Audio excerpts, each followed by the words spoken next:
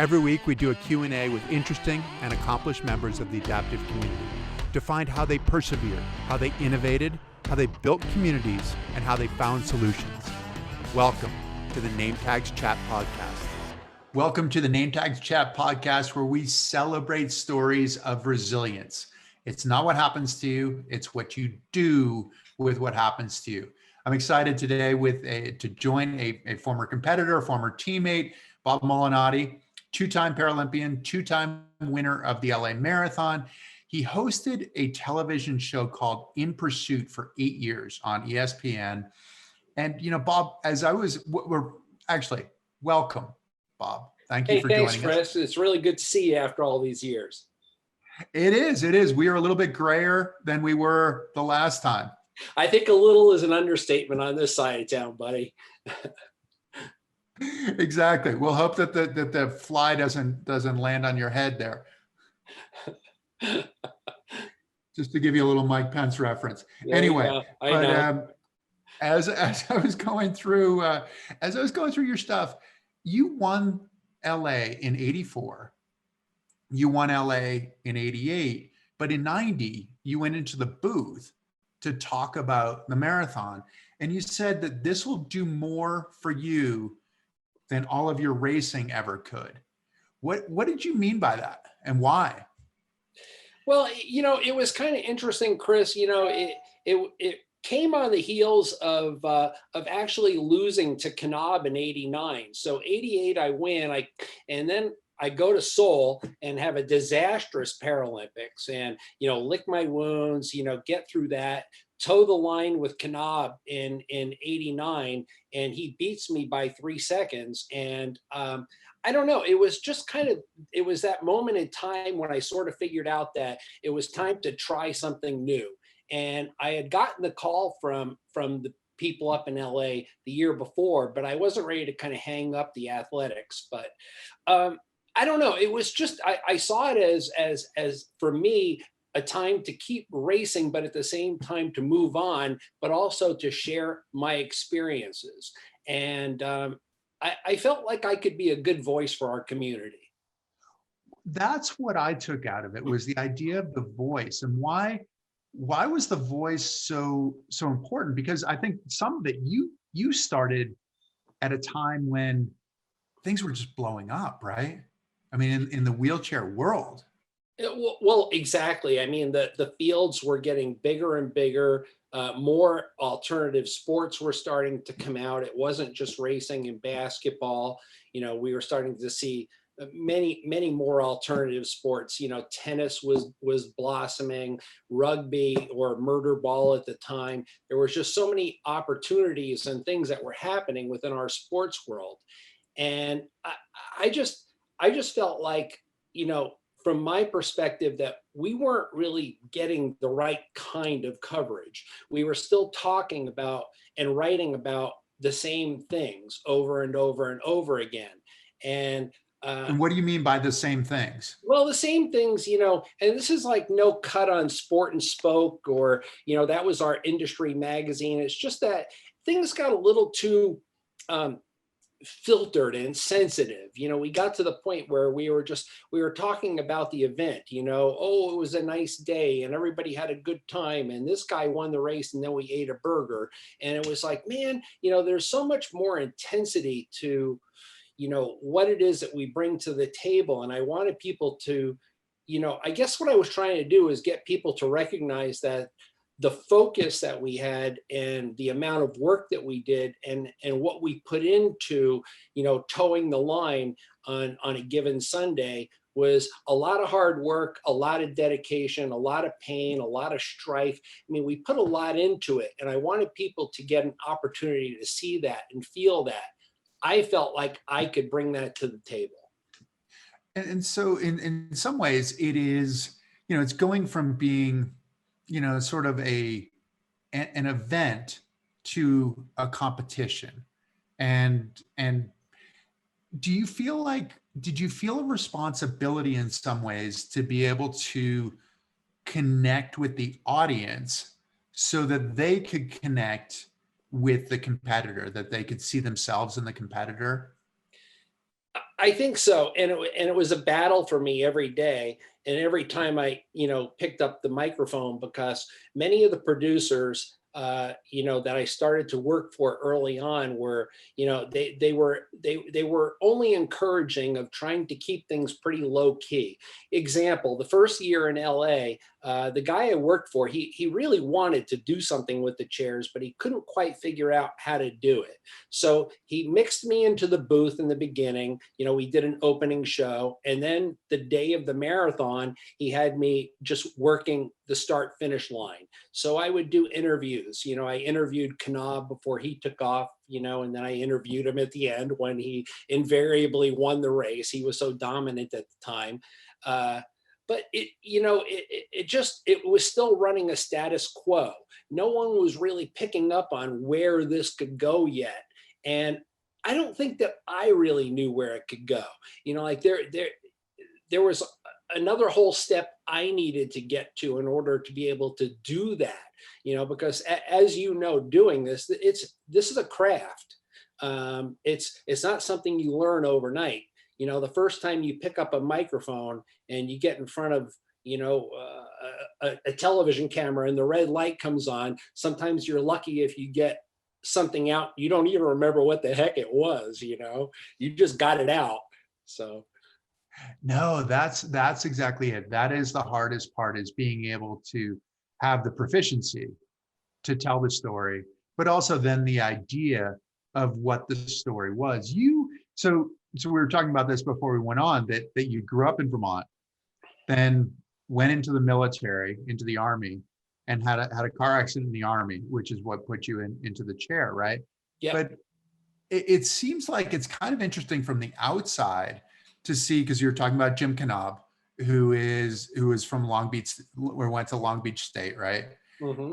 We've talked to Candace Cable on this, who went to Long Beach State as well. And then you weren't there at the same time that they were you? No. Actually, I was just a little past them, and they were laying the groundwork. Now, Jim was a tough guy. He wasn't willing to give tips and information out too easily, and he I admired Jim. I really did. I mean, I admired what he did and how fast he went and how hard he went. But Candace, on the other hand, and at the time she was married to Peter Brooks, and Pete and Candace both lived in Huntington Beach, which was where I lived, and they were very instrumental in kicking me forward. I had an archaic racing wheelchair. I had very little idea of what I could do with this thing. The only thing I brought to the table was I was a decent cross country runner in high school.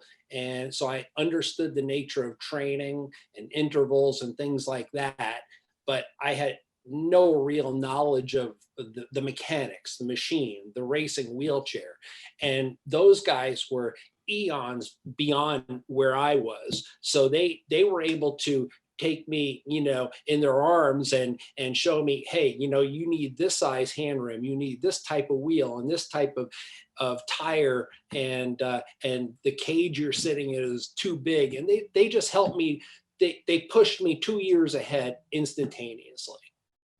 Well, you've seen such an evolution in the technology of racing chairs, right? I mean, you started at a time where it was kind of like you're working on your hot rod in your garage, right? Where you're just taking this piece off of this chair and putting something else on it and widening the camber or widening the seat or tipping the seat. What was your first chair like? Can you describe your first racing wheelchair? Oh my God, I was just thinking of the chair that Peter Brooks helped me build. I've spray painted it with a can of Krylon, all right? I had the old Rust-Oleum out, I changed the color like every 2 weeks. No, my first chair, it's funny, I was thinking about this the other day because I still have this guy's card, like in a big collage I've got. But I met a quad racer at Cal State Long Beach. He and I were both taking a computer class at the time. And he had this real piece of crap rattle box, chair. I don't even know how to describe it, Chris. It's some of that stuff you see on the History of Wheelchair Racing site but I mean, he let me borrow this chair because he had an injury, and I was so hooked. But I still didn't know what I was doing when he wanted the chair back. Do you remember the company Quadra? I remember hearing about it. And actually, you know what? I think I might have done my first race in a borrowed Quadra. All right, So it had so like the little steering things on the casters. exactly. No tie rod, the chair barely went straight down the road. Well, that's what I bought because I didn't know. I mean, I just didn't know. I didn't know, anything about it. So yeah, I went out and immediately squandered, $2,000 buying, this chair, and it lasted a very short time because I mean, I athletically outgrew this chair instantaneously. So yeah, and then chair two was the one that was built by Pete and Candace, and they really bumped me way ahead. But Candace, when I talked to Candace, she was talking about it being a real community. That when she went to school there, she joined a community that suddenly she went from being the one person in the wheelchair to having a group of people. And you were in California. I mean, I was in Vermont, and I really still was the only person that I encountered in most of Vermont. But in California, it seemed like you had more of a community and more of a racing community.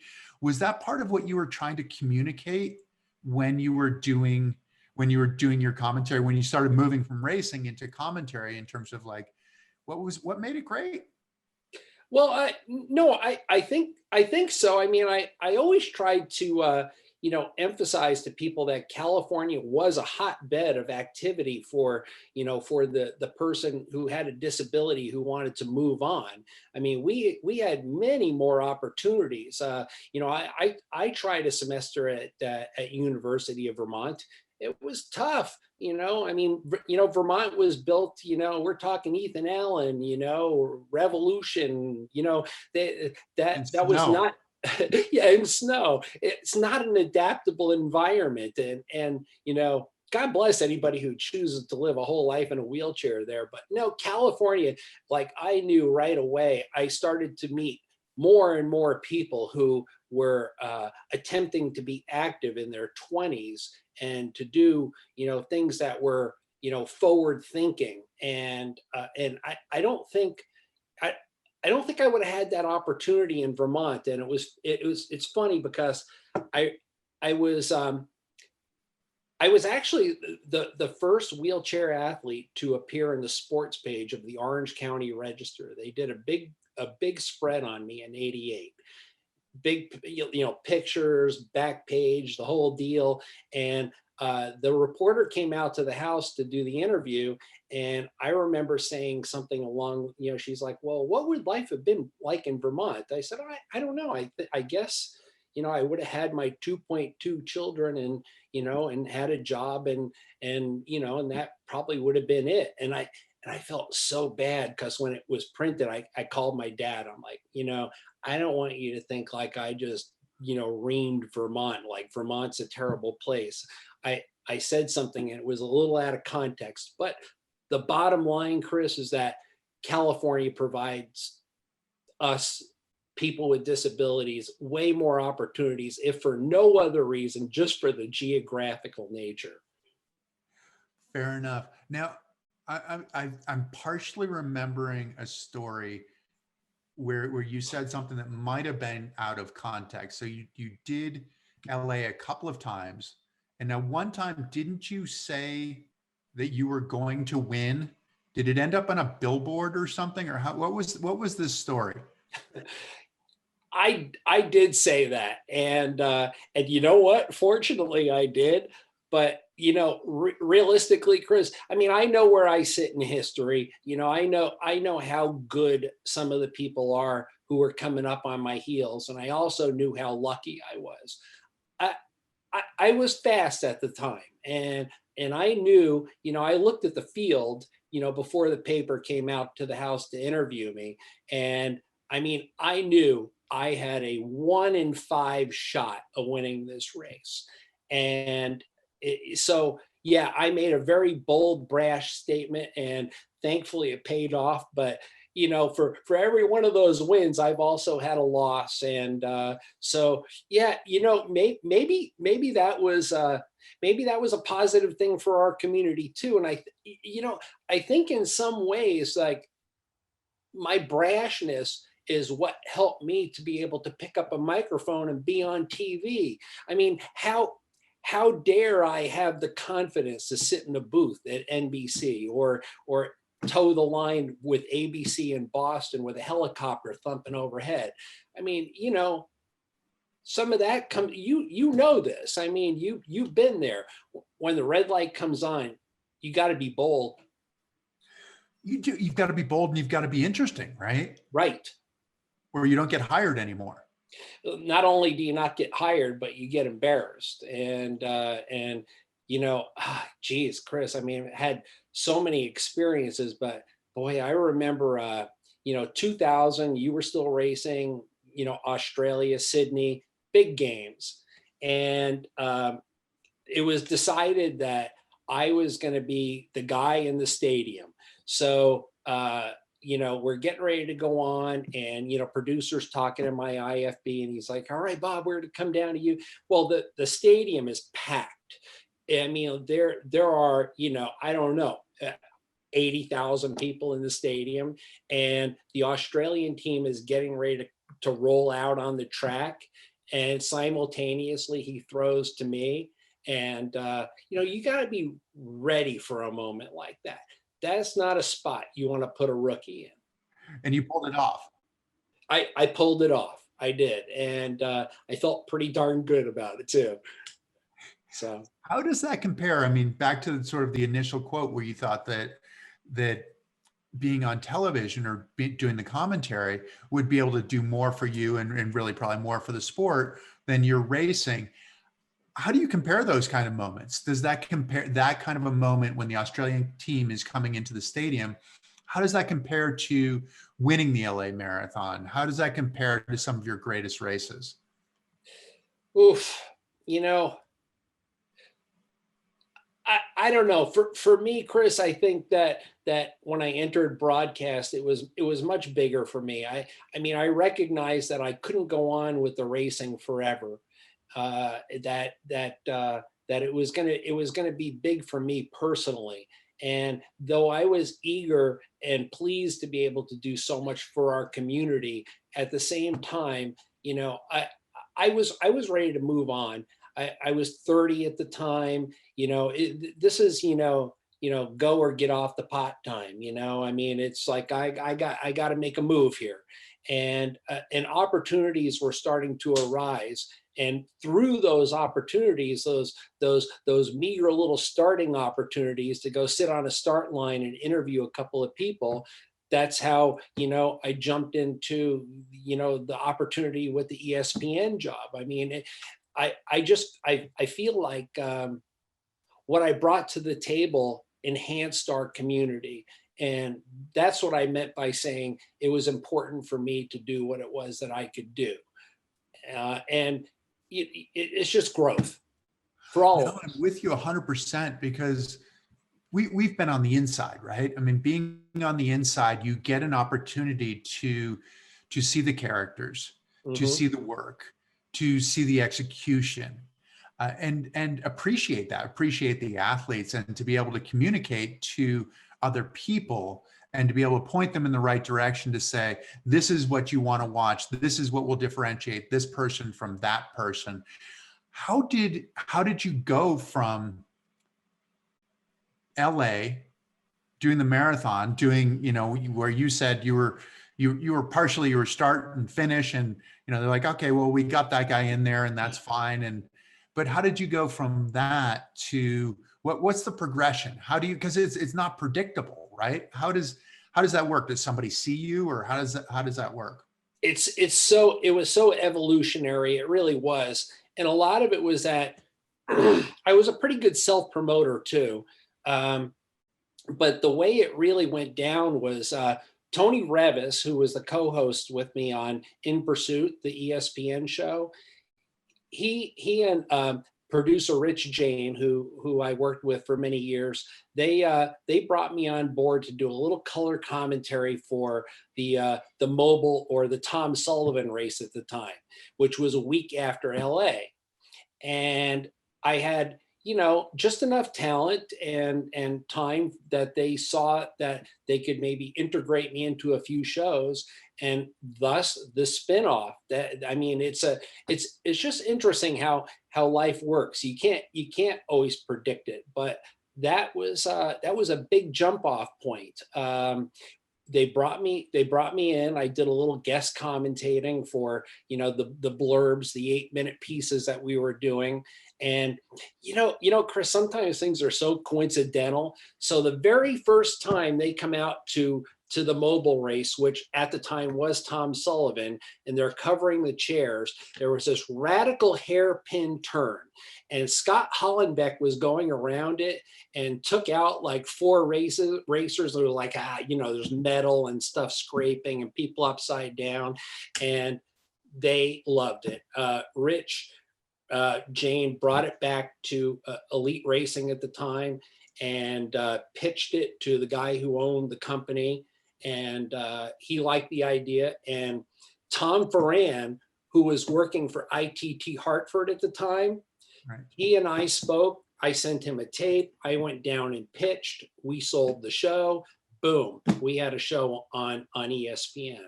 So a lot of coincidental stuff had to come together to make that happen. Can you explain who Tom Sullivan is too? Tom Sullivan was he was a blind actor, and he had a nonprofit that he was working with called Vistas for Blind Children. And when I was working for the LA Marathon, I actually hooked up with a really great woman who organized LA for a lot of years, Nan Harmon.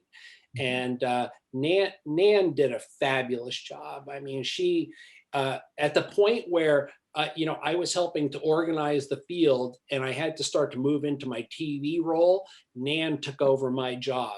And Nan was, just supreme at organization. So we started to kind of coordinate our efforts to the point where we were bringing LA and Sullivan into the mix together. I don't remember exactly how Tom Sullivan became mobile, but that race just went on forever and ever. And it was such a great mix because we already had 80, 100 wheelchairs in town. It was easier to keep them here for a week than it was to send them home and bring them back. Right. And so it's March, and for a lot of the rest of the country, or a lot of the rest of the world, it's not all that warm, right? And you go to LA. I think the last time I did LA, it was 80 degrees, which was a bit of a shock because I hadn't even trained outdoors, and you go from your roller to being outdoors and it's 80 degrees and you're thinking this is really hot, but it was nice. And it was nice to be able to spend, I think I did it a couple of times where you spend a week, get some training in, see your buddies, go race down in Torrance, and that 2-lap. I mean, at least the last time I did it, it was that 2-lap. That's right. 10K. The criterium. Yeah. And Nan was, she was just such a supreme organizer and such a good lady. She worked so hard to keep everybody in town. I kind of remember like she had organized or arranged for some like really, really inexpensive hotel room rates in like the Venice Beach area, so how cool for the guys, you come in from, like you said, cold climates, other countries, and you put them on the boardwalk in Venice Beach. How much fun is that? It is perfect. I mean, I think that a lot of people probably didn't want to leave, right? It's warm, it's great training, you're there with your buddies, like, let's stay here for a long time. It's funny that you mentioned Scott Hollenbeck too in that race, that Scott had crashed, because I had talked to Scott, and Scott said that his first racing wheelchair was one of your old chairs that his grandfather bought secondhand. That is so funny because it was actually the chair that Pete and Candace built for me. And yeah, so, I mean, this is back in the landline day, phone rings, the phone's on the kitchen wall. I go over and pick it up, and it's this kid, Scott Hollenbeck. Oh, hey man, Scott. Scott likes to laugh. He's like, hey, and he's all of like probably 17 at the time. I just got hurt. I need a chair. I'm like, hey man, great. I think I sold him the chair for like $500, and he was thrilled. But I mean, Scott, he moved on fast. I mean, he asked me a few questions, but for him, I think when Scotty went to U of I, University of Illinois, and got under that tutelage of Marty Morse and Brad Hedrick and being a part of that legacy, that was another big jump for us, Chris. That was the place where academics were meeting athletics, and they were, I loved what they did at U of I because they made them uphold a standard. They had to pass their classes to go to the race. It wasn't just you can be a racer. And mixing those academics gave them a chance to move on in life. How important is that history, those stepping stones, those programs that really define one step and then there's a subsequent step? How important is that to you? Well, I think it's everything. It's not a matter of, does everybody need to get an advanced education? Not necessarily so, but I think it definitely helps our community. I mean, for us to be able to articulate ourselves in the way that we do, and to present ourselves in the way we do, it only really ups us in our game, and it makes us look sharper and better. And then we don't have to, maybe the next generation after us, Chris, won't have to have that conversation about inspiration all the time. Maybe they're just going to be recognized as someone who, albeit the wheelchair, they are also very competent people, and we don't have to keep having the same discussion. And it's just funny, man. I like to read. I read a lot of books, and I remember John Hockenberry. Mm-hmm. Yep. John was he was earlier than us, and he was quite a good journalist. And I remember a story he told about when he was working at NPR, and it was news time, and they were in the shuffle, the big last push, and he was running down the hallway, racing down, trying to get some copy into the booth or something. And one of the workers there, who thought he was being really cute with him, used to do this thing where he pulled up the bull cape and said, "Ole," as he would go down the hallway. And he said something to John one day along the lines of, I bet nobody else does really cool stuff like that with you. And he's like, "No, it's only you." And the guy didn't recognize that he was kind of bad, poking fun at him for, being what he was. But that's the point is, we've all had to deal with a certain amount of condescending attitude at times. And here's the moral of the story. I think by being smarter, sharper, and more articulate, we take that away, that chance away from people. Well, it's interesting because you're talking about you came up as a racer, or you started as a racer and then moved into television. And it seems like I'm reading between the lines to a certain extent, but it seems like television represented more integration than did racing. Am I right in saying that? I would say so. And some of the jobs more so than others. LA. It's real interesting. I had such a love-hate relationship with the producer in LA. I worked for multiple producers in LA because it changed hands more than one time. I did that show from the start finish line. I did that show from inside a studio, in my suit, and I did that show from the back of a motorcycle. So I called it in many different ways. And one of the producers I worked for, I mean, he was the very first guy who ever hired me. His name was Phil Olsman. Tough guy. I mean, he never really cut me any slack, and that was good. I mean, it was tough in the beginning because I was scared of him. I mean, like, this guy was a tough guy. He was LA, you know. So Phil decides, after many years of me sitting around on the sidelines, he's like, Bob, he said, you know the stuff. We should put you on the bike. You know, if we're putting the men's and the women's runners on a motorcycle to call a race, why aren't we going to do the chairs? So I'm like, hey man, we'll give it a shot. So it's it was really interesting. Hold on. What are the logistics of getting you onto a motorcycle? This is the first question, right? Because you're basically in front of the racers looking backwards, right? Which is not necessarily the easiest thing for you to do. Oh man, it was way more than that. So it's not even necessarily on the back. So they had to build me a little like sound stage. I wish I would have sent you a pic of this, because I've got one pic of it. It's about send it the to us size afterwards. We'll edit it in. Yeah. Cool. It's about the size of my desk. And it was a little tiny cage. And inside this cage was me and a cameraman with a full-blown camera pack, and a guy driving a motorcycle. I mean, it was, and so they picked me up and put me in there, and I'm sitting on a little stool. Like, this would be illegal today, no seatbelt, no nothing, paraplegic guy. I think I taped my legs together with duct tape so they didn't fall off the side, So it was loud. I mean, there's a lot of activity going on. You've got the sound of the motorcycle. You've got the helicopters overhead with the satellite dish, carrying the signal feed.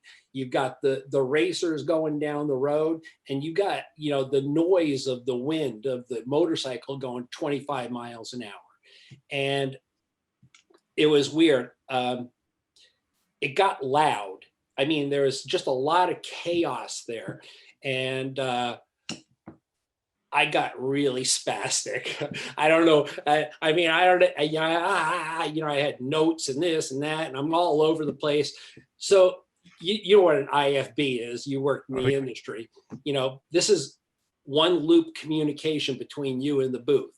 And the producer comes on, and like I said, he's a tough guy, but he always held me to a higher standard. And he comes in my ear at the commercial break, and he says, Bob, he said, shut the F up and talk about what you know and stop all this crap. And he went off. I took all my notes, I tucked them away, and I went to work. And it was maybe my proudest moment. I mean, I went to work. I gave up all the contrived, expectations of what could happen. I just reacted to the race and talked about what I knew. And he helped me do that. Is reacting to the race easier when you're doing that in a commentary capacity than when you're doing it as a racer? I think they kind of go hand in hand, because when you're in a race, I mean, you can have 10 expectations of what something might be like, but man, until you find out who you're racing with in the pack, or what the weather conditions are going to be like, or how rough is the road this year? I mean, did the rain beat it up? I mean, there's a lot of things, that's life, Chris. I mean, if nothing else we learned, life is about adapting to a situation. And be it racing a wheelchair, or doing commentary on a TV, or speaking in front of a live audience. I mean, I'm sure you've had situations where maybe the mic was a little bit hot and you were popping your peas, and you got to adjust. Life is adjustment. It is most definitely adjustment. So the adjustment in working in the business, right? So you decide, this is what I want to do. I want to do some commentary. You have the LA Marathon, which is one job. there are a lot of other days in the year other than that day that they host the LA Marathon. How were you working toward that goal of doing commentary in other places? Were you getting other jobs? It was tough. I had I had to convince producers, and I didn't have a public relations agency or anyone working for me, but I was pretty diligent, and I just started to put my feelers out, and working with the ESPN, having that little 4 letters behind my name, that worked pretty darn well for me. That looks nice on the resume, but nonetheless, still had to sell myself, and I did. I I had a great opportunity come to me through, actually it was through Rich. Rich hooked me up with a producer in Peachtree. I had always wanted to call Peachtree. I recognized that that was a great 10K. So tell people what Peachtree is. Set the scene. Peachtree, oh, it's the fastest, biggest 10K in the nation. It's held on the 4th of July in Atlanta. The audience, the crowd, the feel of the city is just it's great. I mean, it's a wonderful day, start to finish. But it was 60,000 people.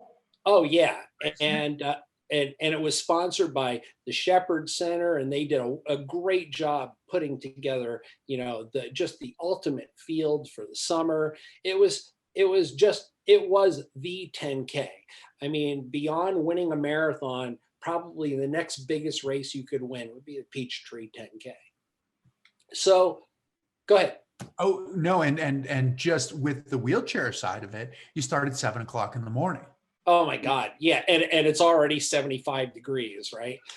But yeah, it was interesting. And the telecast down there, our call time was 4:30 in the morning. So we get down to Piedmont Park, it's still dark.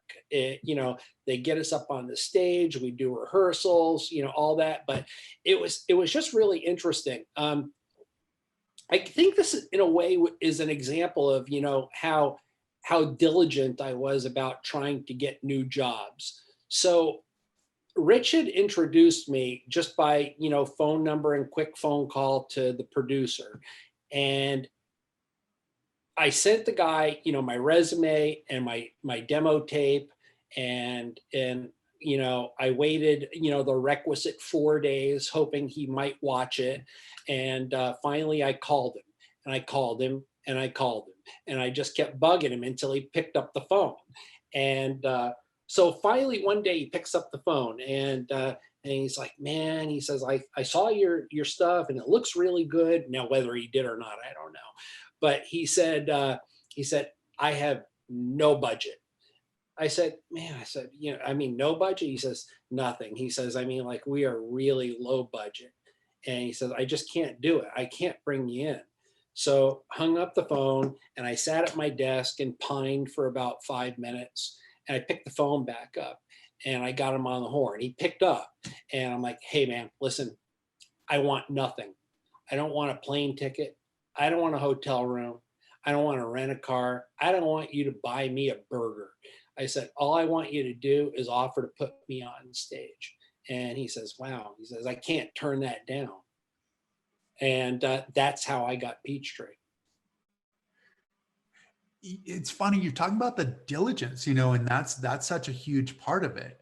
But you're also, having been a racer, so much of your work as a racer was all the work you did before you showed up at the race, all the training, all the lifting, everything like that. How did that correspond to the work that you had to do in order to be prepared for being on stage, for being on camera? I did a lot. I always tried, the fortunate thing for me, and with, especially in terms of, just the racing aspect, I did so many other types of shoots with ESPN, but with racing, realistically, Chris, I knew when I looked at a field, I could see the one of 5 or 6 people who are going to win this race on both the male and the female side. And I prepped myself to know as much as I could know about those people. I typically knew what their characteristics were, whether they were good hill climbers or good downhillers or awesome sprinters or savvy racers, or, so I had things to talk about, beyond, oh, this guy and he got a gold medal at Barcelona. No, I knew more. It was like, watch this guy, Ernst van Dijk, who's, rolling in 3rd right now. He's there for a reason, but watch when he hits the downhill. He's going to put 20 meters on the pack. And when it happens, now all of a sudden I look like a genius. But all I really ever knew, which was what you knew and everybody else who raced, is that Ernst van Dijk could go downhill really fast. So, prep. Well, you were current too. I mean, you were doing the television, but you were continuing to race. So, part of your research was having been in a pack with these guys, and you know what it feels like. I mean, that's one of the hard things, right? Something can seem really easy when you're sitting there talking about it on television. You're like, okay, well that guy should close that gap. It looks easy enough. And you're like, no, I've been there. I know what it feels like to try to close that gap. Exactly. And what I felt like, I was really trying to do, Chris, was really to try and bring the audience into the mix with the racer so that they could sort of start to feel what it was like to be there, and to, understand that gap that you were talking about, that 10 meters, that was not a closable gap. They're on the hill. It's over. It's done. I mean, short of a flat tire, the common person is looking at this going, oh, well, if this guy tries a little bit harder. No, there is no try a little bit harder. Everyone's heart's at 180 beats right now. There is no 190. So I tried to bring people into, the experience, and to, even more than that, to try and get them to know these people a little bit. It was exciting for me. I remember, back to Peachtree, the year that Krieg Shabor won. Like he was the hometown guy, so I tried to, work really hard to make him an empirical part of the show, because he's part of the community. It helps understanding, and it helps people to understand how dedicated he was too as an athlete. Oh, and I mean, Krieg was one of those guys who did exhaustive research as well, right? He was a guy who tested tires and wheels and everything, and would go out onto that final hill, because it's the same thing that you're talking about, right? You get the 10 meters on that uphill, and then take the turn into Piedmont Park, and you're going downhill and you're flying. And he was the guy who tested equipment over and over and over again to ensure that he would have the best chance on that downhill. I went to your website earlier today, and on your website you have a race from '99. You have the Carlsbad 5000 from '99, one of the fastest 5Ks in the world, and you had a group of colorful characters in there as well. I mean, you had Jeff Adams from Canada, Scott Hollenbeck, whom we talked about as well, who is one of the greatest racers out there, one of the greatest American racers. Keith Davis, who was going really fast at that point. You had Krieg, who a little bit later than that hit his stride and was completely dominant. But why did you decide you wanted to put that particular race on your website? Well, that was actually one of the first, Rich and I spoke a little bit about, what we wanted to launch initially. We've got so much material that I want to get up there, but we wanted to get, the audience that I'm most familiar with is the race group. And so, I told Rich right off the bat, while I'm trying to get this going and I'm reacquiring my writing chops again, let's work with what I know. And so he pulled up a couple of, just really good road races. I think I had LA up there, and which had an awesome sprint between Heinz Fry and Saul Mendoza. I mean, what a great way to open a website, right? And yeah, that Carlsbad race. Oh man, that was I watched that race more than one time. And, if you watched it, you'll know. I mean, here's, Krieg's going down the hill and here comes Jeff Adams. All Krieg had to do is move like 3 inches to his right and he wins $10,000. And Jeff Adams is a wreck on a curb. And instead, Jeff Adams squeezed through this hole that was like, there couldn't have been more than 2 inches between their hand rims. They're going, 23 miles an hour downhill, full bore sprint.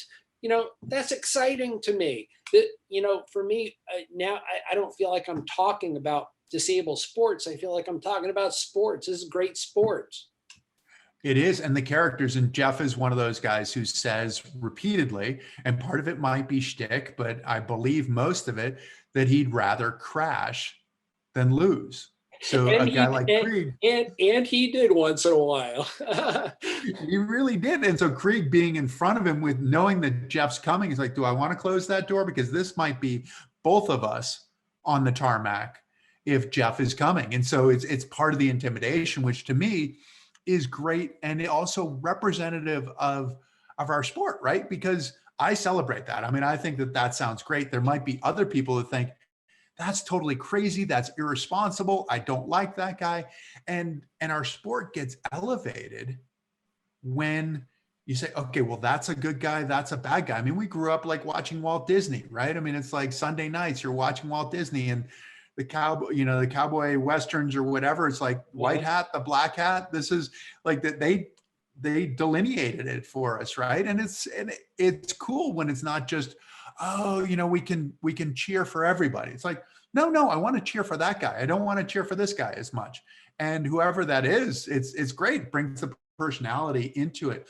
When you got into the ESPN, so you're moving from road racing into a variety of other sports, and you did In Pursuit, or a version of In Pursuit, because it went from Breakaway to In Pursuit, right? For 8 years, effectively. 8 years is a long time to be on television. How did you decide what you wanted to do and what your story was going to be? A lot of times we had to look for bang for the buck, Chris. If we went to, for example, at the end of the year, we almost always shot the Honolulu Marathon because 1, we could get it onto Tony's running show, and 2, we had the Honolulu Marathon for ourselves. So at the same time, Rich would call me up and we'd have, a phone production meeting. What else do you think we could shoot this year? And then we'd collectively get on the horn and look for things. And we would find, we found a guy who was like a really high-end disabled scuba diver. We found some other guy who was real into martial arts. I mean, we never knew exactly what we were going to find. If we went to a ski event, we went to a ski event. We knew what we were going to find. But if we went to a place like, I use Honolulu as an example because we often found really interesting stuff there. And this is kind of funny. We went to Honolulu one year and we thought we had everything in the can. And so we had worked real hard. We had shot the marathon. We had shot a couple other pieces, and Rich cut me loose. So I called, ironically, Joey Hamilton, who just recently passed away. I didn't know Joe that well, but he was one of the few guys left in town. I called him up and said, let's go drink some beers. So he and I went out and had a couple of beers, and a couple more than a couple of beers. And I thought all I was doing was flying home tomorrow, right? So I wake up to a phone call at 7 a.m, and it's Rich. And he's like, hey, man, he says, we're short. And I'm like, like how short? He said, a segment. And, we got to get back to San Diego. He has to edit it. And then we got to go down, and Tony and I got to do the voiceover, the VO. And then it has to be all put together and it has to be shipped to ESPN. We don't have time to go find another piece. So he says, you got any ideas? I said, I don't know, man, skydiving. He says, would you do it? I said, sure. And I think it was only my hangover that allowed me to do that, because it was never like my thing, jump out of a perfectly good airplane, right? So he says, well, it would be interesting if we had somebody else. So I called Deanna Sodoma, who was one of the top women racers at the time. She had just won Honolulu. And I said, hey, we'll pay for your ticket change and all that. You want to go skydiving? And she said, oh yeah, it's my destiny. I'm like, well, let's go. So we get out to the airfield, and they, slam us in this plane, and it's a little tiny sardine can, and we're up in the plane, and it was kind of funny. We're all going tandem, so all you got to do is really like just fall out the door, And I look over at Deanna, and this look on her face said it wasn't her destiny anymore.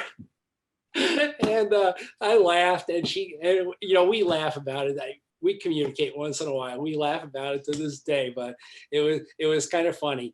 We did it. I was glad I did it. But that's an example of just how, we work to make pieces. If we didn't have a piece, we found a piece. We were a small group. We were industrious. We worked hard. When it came down to when we went to a city, we just did the requisite research to find the people, and we found stories. We dug hard. We did some decent investigative journalism. Are there any that stick out in your memory? Because you've done, I mean, it's about 100 pieces that you did, right? About 100 segments? I would say that, or maybe more. Geez, I got a really good one.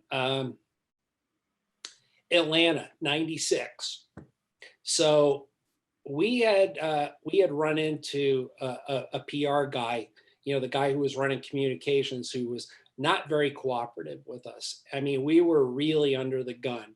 We had planned a Paralympic special. That was going to be our deal for that show. And every day we go up to the office to find out what we could shoot. And the guy would tell us, so we were, it got down to, we're having breakfast, and Rich says, Bob, he says, if, we got a show due at ESPN, he says, either we start shooting or we got to find something. We got to get on an airplane. And so we went up to the office that day, and I said, what month is this? So is this during the Paralympics? This is August. Yeah. This is August of 96. Okay. This is during the Paralympics. And so you're competing. I was done. I was eliminated. I tried to go back and rectify something from 88 that was not correctable.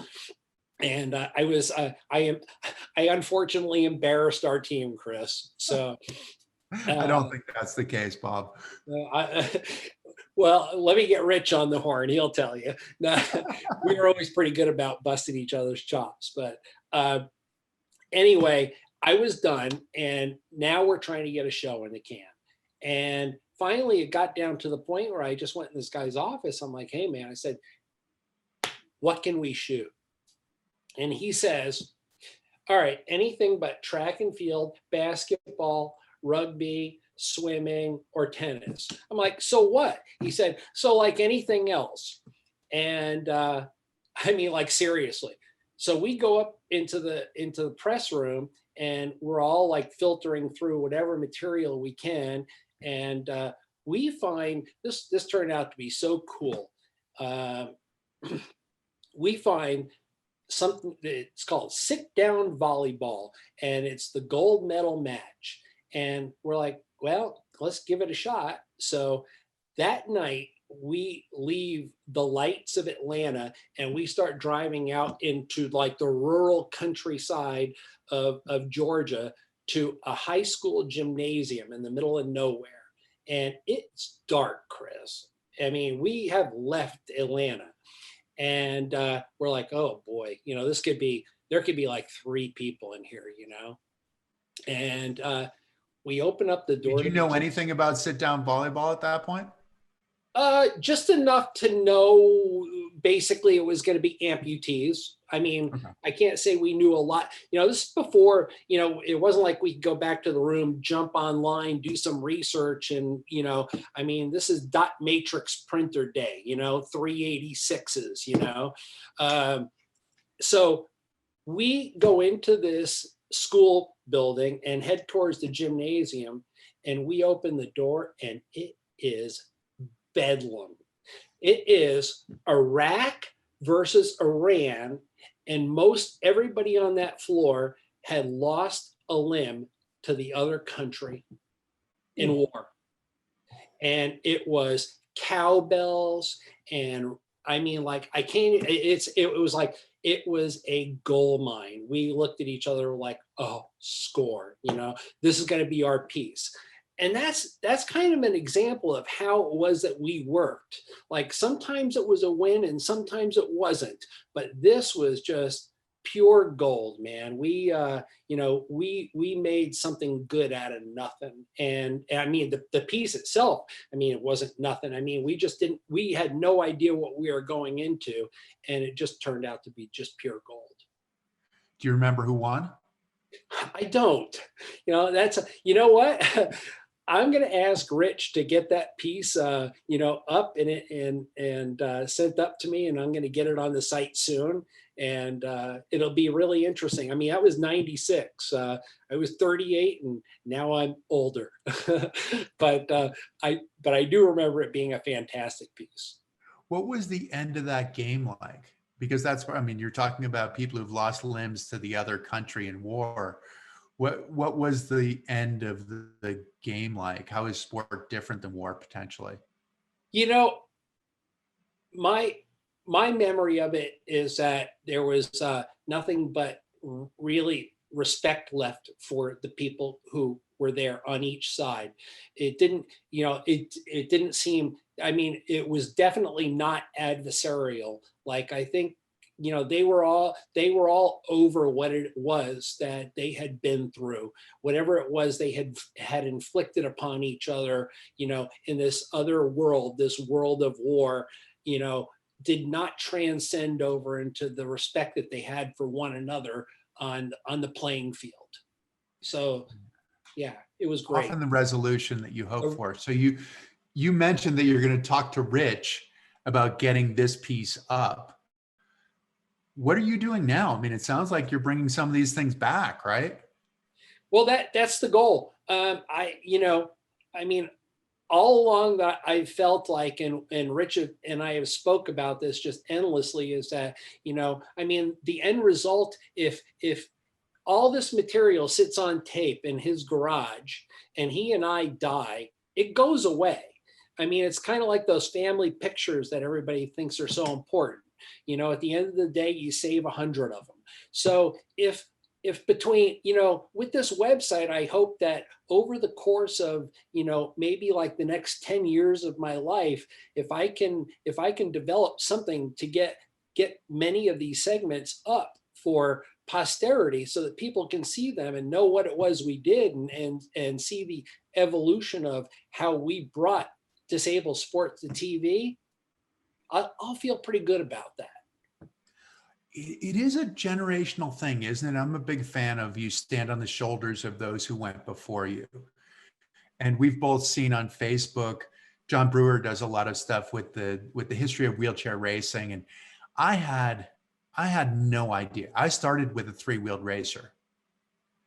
And it was a short 3-wheeler, but it wasn't as short as some of the ones that were effectively, because I mean, you guys started, I don't know, well, I guess you probably didn't, but some of those people started in like 50-pound Everest and Jennings stainless steel wheelchairs with like inflatable front casters and going, like, how can you make this go fast? But it's part of like who you are as an athlete, right? Okay, well, this is different, but I'll race you down to the end of the hall. Like that's sort of the nature of what you're going to do. It sounds like that's exactly what you're doing is being able to tell that story visually that I'm seeing with John. And I think, what an amazing story. It just looks like every time I see a picture, I feel like there's so much substance in those pictures. What's your role? Are you voicing over some more of these? Are you adding the wisdom that you've gained? Well, I don't think it'll ever come in the form of voiceovers. I think that at the end of the day, we'll let the piece stand on itself because they've already been VO'd by both myself and Tony Revis. But what I am adding is the blog writing. And I hope over time, I'm trying not to be long-winded when I write these blogs. I try to keep it to a couple of paragraphs, but by adding the perspective of what I feel now about what we did then 25 years ago, that bridges a nice gap, because my perception of what I was feeling or experiencing or doing in 1995 or 1996 at that games, when I was covering that volleyball match we just talked about, to now, and how I'm emotionally experiencing that now is completely different. And I think that I can add something really special to many of these stories now that I could not have added when I was in the mix. What do you think about how the coverage has changed, how the stories, how more people in wheelchairs are on television now? What do you think of the current state of affairs? I think it's not bad. I still feel, I love what you've done. I'm really glad I'm really glad you took over where I left off. You've done a great job with the Paralympics, but I can see, I don't watch every single minute, but I DVR the shows, and I can see they box you into a little bit of a corner from you. You know what you have to say, and sometimes you wish you could say something a little differently or be a little more aggressive or say something a little differently. But when you're working for NBC, you're working for NBC, and they have a standard and they have an idea. And sometimes we have to conform to that. And I feel like sometimes that we're still conforming to a degree. And it doesn't mean we need to be outlandish. It just means that sometimes we aren't capable or able because of the job to say what we wanted to say. And, I felt that with London. London was my last job with the Paralympics. And they flew me in last minute into Connecticut to do this job. And they had brought, a basketball specialist and a swimming specialist and a rugby specialist. And it just felt to me like it was a little canned. And that's fine because it is what it is. But it's hard. Sometimes we do get boxed. It seems right is that we want it to unfold as the competition, the way that the competition, but then there are time constraints and you're moving from this to that, and sometimes you're not getting the live feed. Sometimes you're getting a feed afterwards and trying to tell the exciting story. And I think it is the challenge of telling the story. It's a challenge of, as it gets bigger and bigger as well, is that you have more and more hours, you have more and more events. And how do you keep a narrative that goes through all of those events? And you're talking about basketball and swimming and tennis and track and all of those things. It'll be interesting to see. I don't know. I watched a Diamond League event this past weekend, and I saw an event that I'd never seen. Maybe I just hadn't had my eyes open, but I thought it would be really interesting to see this on the track for wheelchairs. They had co-ed relays. So they had like 2x2. They had one that was 2x2 by 400. Oh, nice. So 2 people on the team. One did a 400, then tapped out, then passed the baton to the other who did a 400 and then a 400.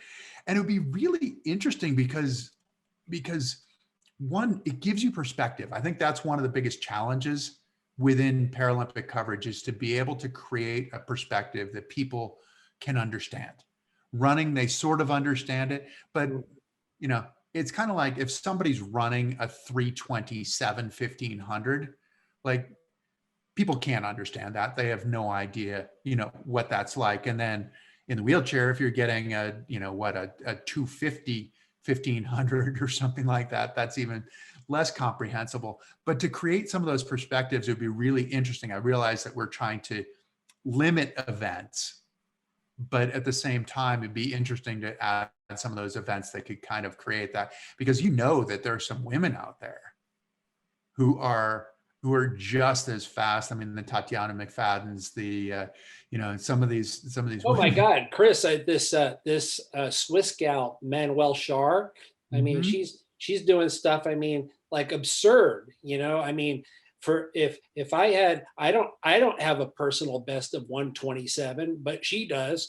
You know, but 127 no, for the marathon. Yeah. I know, but it's just crazy for us to sit here and have this conversation and say, you know, when we're talking about times, you know, guys like Daniel Romanchuk who have eclipsed, you know, an hour and 18 minutes for 26 miles. That's just absurd. That means they have to have averaged 20, 21, 22 miles an hour over the course of a 26-mile road race. That's just incredible to me. And I do like that we are making more and more advances, and we're going faster and faster and just getting better in general. Hey, you know, at the end of the day, disability is never going away. It's just what it is that we're going to make out of this. And I think in general, when you know the takeaway for me, be it TV or be it sports, is that I've had a good time with my life, man. You know, I mean, I just really have. And I mean, this has been a blast, you know, towing the line at the Boston Marathon, holding a microphone at the LA Marathon. This is just living life, man. You know, you're disabled and I'm disabled. We have wheelchairs. Smallest part of my life, buddy. It really is. That seems like a great place to end. I mean, this podcast is mirroring our educational program, which really is about the labels, the limitations that we can put on ourselves.